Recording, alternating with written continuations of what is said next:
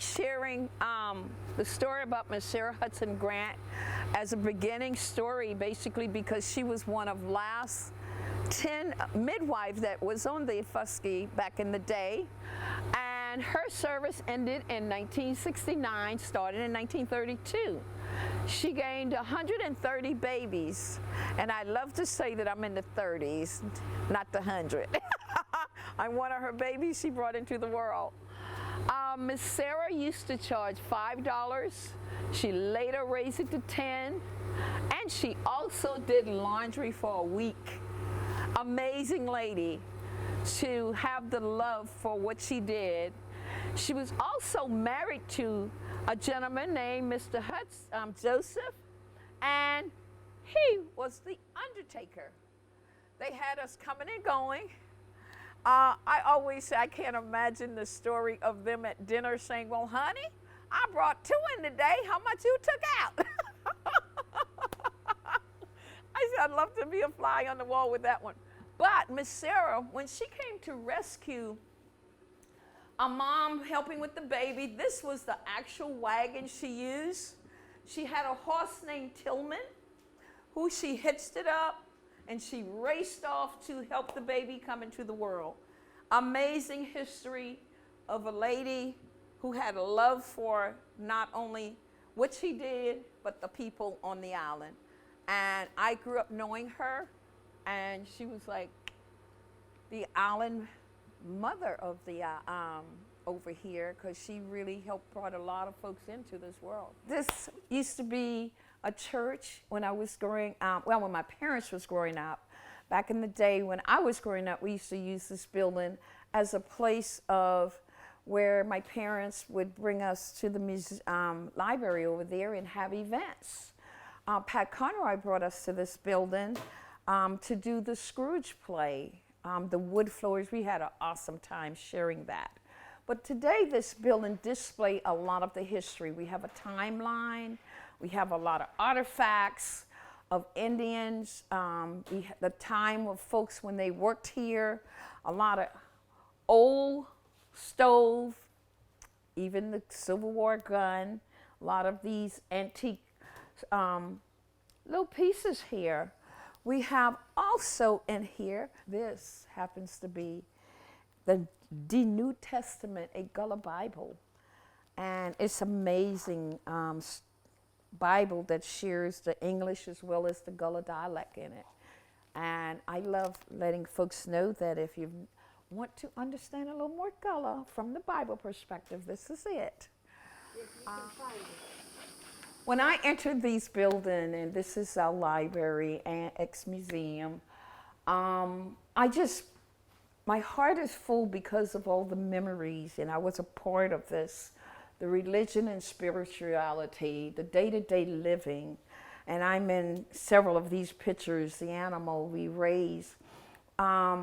We were organic before we knew what organic was, which was a great thing growing up, cooking on a wood stove was a part of our life, and we did not know that we were different from other people that visited would ask us, how do y'all live here? Well, for us, we thought people lived like us, the reverse of things.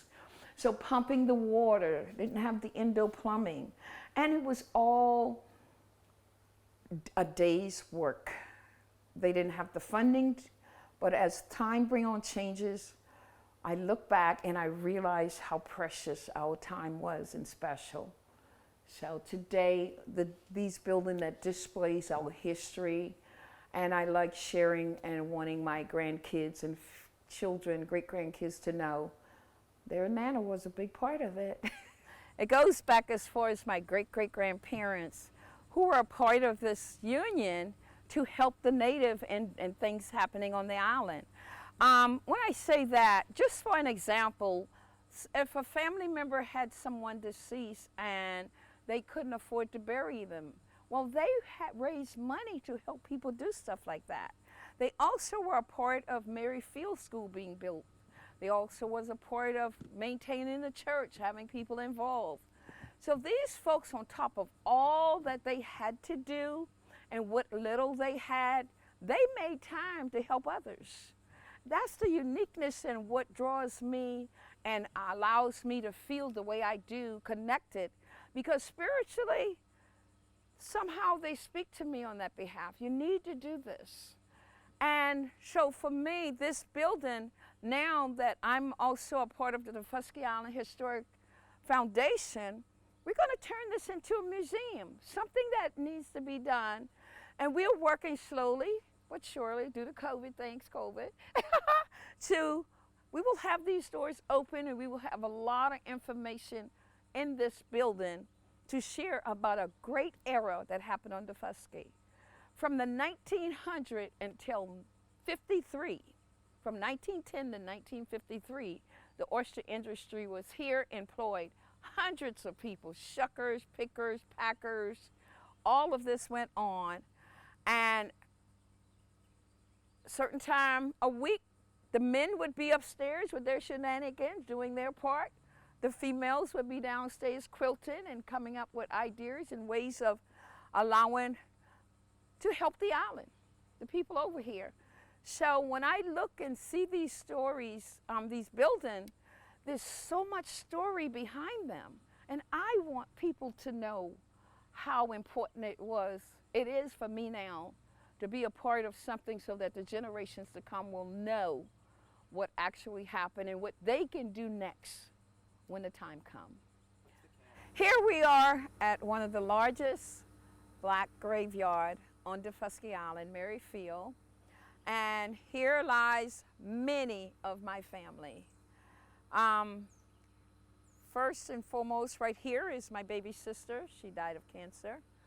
We have a cousin, accidentally shot. My grandmother, who died of cancer. My mother, she was bedridden for 15 years. I was her caregiver. We have two cousins, the brothers to the young man who was shot, died different deaths. Then their mother, my mom's sister, many, many other family along the way here. This is one of my goals, praying that I can get the help to get these graveyards cleared. A lot of unknown graveyards are here, graves are here, that I like to get some markers and put names of folks so that the next generation and those to come will be able to recognize family. So this is a mission for me. And one I'm going to work very hard at accomplishing. Needing some help, but for what it's worth, I don't feel that folks who've worked all their lives, who've done so much, living on this island, burial resting site should look like this. So with any help, I'd like to see this cleared, names put on markers, and maintain. There's so much stories behind these people that have given me so much pride, joy, and respect. Mainly respect is why I wake up every morning giving God thanks for being a part of them being my descendants who have given me so much. And even in their grave, they still talk to me somehow. You gotta keep going. And I do everything I can and hope that I can do more and thank them for having me. Just want to share that the love I have for the folks that have given me so much to be thankful for. I just want to let it be known that they deserve much better than what we have right now. And I know it's hard for the family to do this, but I want to start somewhere, and that's important to me. I grew up being told that one of the reasons we have some of the graveyard near the water is because living on these islands, yet a lot of people couldn't swim, cross this water back and forth. Sometimes bad weather caused things to happen, they drown. So they bury them near the water because of where they ended, their life was ended. Now that's one of the stories I grew up with, recognizing. The African part, because there weren't a lot of stories for our family to tell us about those things. I mean, they were just struggling to keep us day-to-day living and surviving. So we were told just certain things. There were stories that kids weren't even allowed to be a part of, some stories, because they didn't want us to feel trapped or not aware of what they didn't know enough to tell us. So we actually learned things as we grew older, more so than being younger. I asked my mom at one point if she knew anything about slavery. She said, "Gal, I don't know nothing about that." She said, "But I know a little bit about sharecropping." Her dad, my grandfather, they used to sharecrop on Bloody Point, where the beach is now at.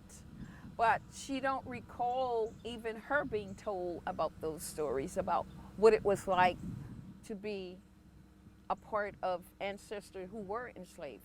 My grandfather's side, he was not a talker about slavery time because his granddaddy was enslaved. And if you asked, you would get a little bit of little bites of story. But they did not,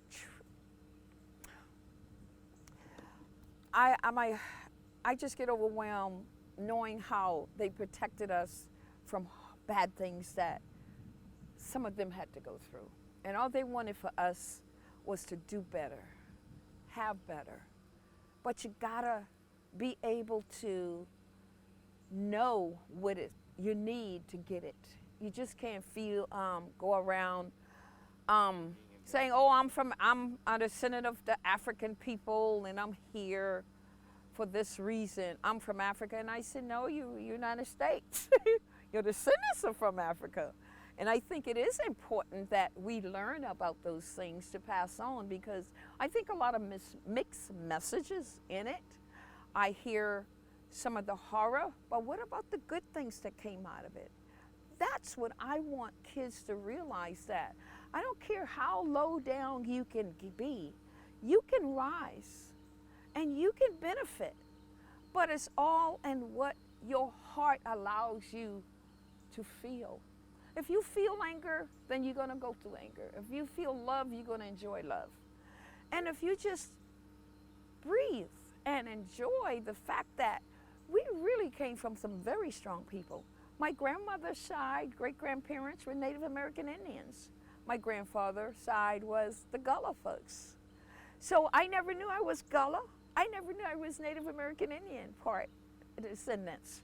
And I love the fact that all these spirits just gives me so much joy, because I know hard time, but I've allowed myself to take those anger, those bad feelings, those rough days, and enjoy it in a way that no one can understand but you going through it.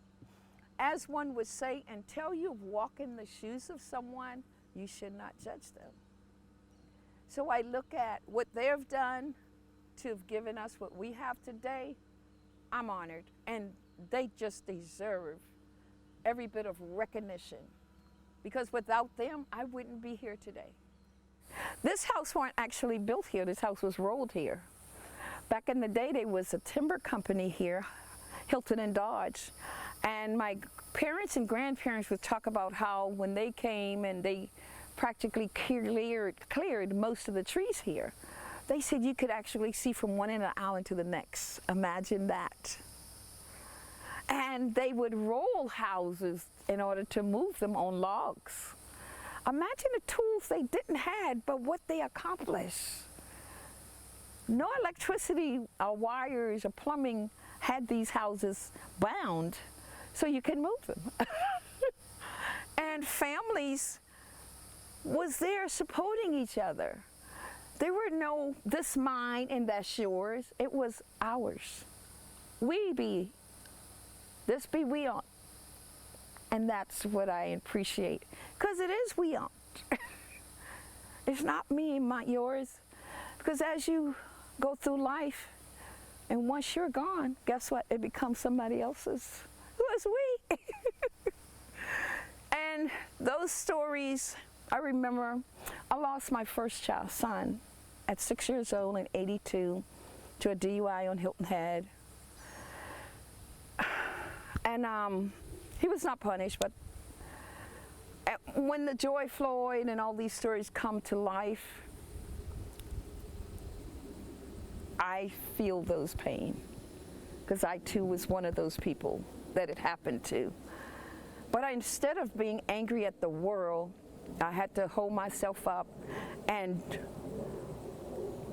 grab on to the voices of my ancestors saying, keep going, stay focused, do what you have to, but you don't have to be bad to do it. My grandmother sat on this very porch and had that talk with me, because I had never experienced my own child. That was the first time I had that closeness of death. Yes, I lost grand-aunts and different people, but when it comes to your own child, it's totally different. So she sat and she explained that in life, we all have a time, and she said, God just wanted in his angel, and this is what happens, and you too gonna hurt, but you're gonna get through this, and it's gonna help make you stronger. So I decided that instead of being angry at the world due to the fact that this gentleman did not pay for what he did, and he should have, I decided, you know what, I have a mission, and I'm gonna do everything I can to share the love. My grandmother had a very nice yard.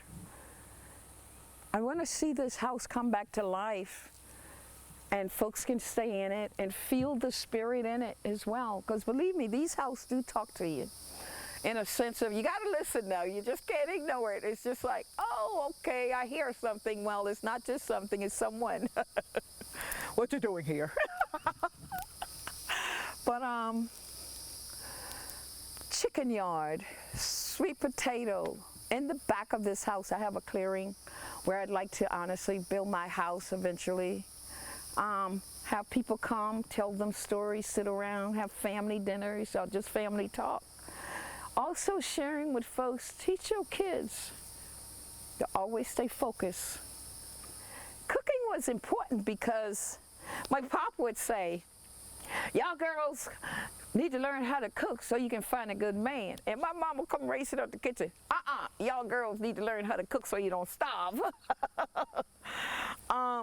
When I left home, I saw there was different in taste of their food, and it drove me to say, hey, I like what I grew up with. Respect was definitely very important. Survival, also so important. I go fishing, crabbing, I go shrimping. I can do these things without having a dime in my pocket and eat better than most people. And that was something that I feel so proud of, but also know that I have a mission that I'm going to continue until I can't anymore. I'm just going to do what I can until I can't, and that is to pass on. That's why I write my books, telling the stories. I share the love of the food, to share the love of loving people, because everything don't work for everybody. But I find these things to be very peaceful for me. I still sing today in remembrance of the ancestors. This church, we just had our church anniversary, 139 years. I'm honored to say, again, my ancestors had a hand in it. That's why I can't help it. It's all about it being passed on, sometimes spiritually, but I feel great knowing that I can do what I can do. Many of the songs that I used to hear, I did not understand as a child. As I got older, understood what the message was and why they sang these songs, whether it was a funeral or just around the house. My grandmother, I remember she'd get in her garden early morning to beat the sun before it got hot, and she would be chopping the weed and humming an old folk song. And then I realized how it soothed them to get through their do that work that day. They didn't worry about how much they had to do. What they did was kept themselves feeling good about what they were doing. This one was one of my pop favorite because he always say when his time come, he wants to go home on the morning train. Morning train meant early morning. A lot of deaths come early morning, they used to tell us. So this one I remember him doing. I'm going home on the morning train. I'm going home on the morning train. Evening train, y'all, be too late. I'm going home on the morning train. Yay! I'm going home on the morning train. Get back, Sergeant, let's go home. 'Cause the evening train will be too late. I'm going home on the morning train. Woo! Get back, Sergeant, let's go home. Whoa! Get back, Sergeant, let's go home. 'Cause the evening train will be too late. I'm going home on the morning train. I went to school here. My mom went to school here. It started in 1934 when this school was built by the Native African American because there were no school on Daufuskie for the natives to go. They started out in the praise house behind the church. And when Pat came in 69, 70, he taught in this very room. 18 Native kids was where we had him for 1 year. It was really a treasure to have him as a teacher. And every time I feel the Spirit moving in my heart, I can see and remember the time when we just thought we were doing everything other people was and wasn't. But our life wasn't complicated. Because even though we went through those tough time and tough love period, we were happy. Yes, we had moments like everybody else. That's part of life. But most of all, I found out how precious we had things happening for us that others didn't.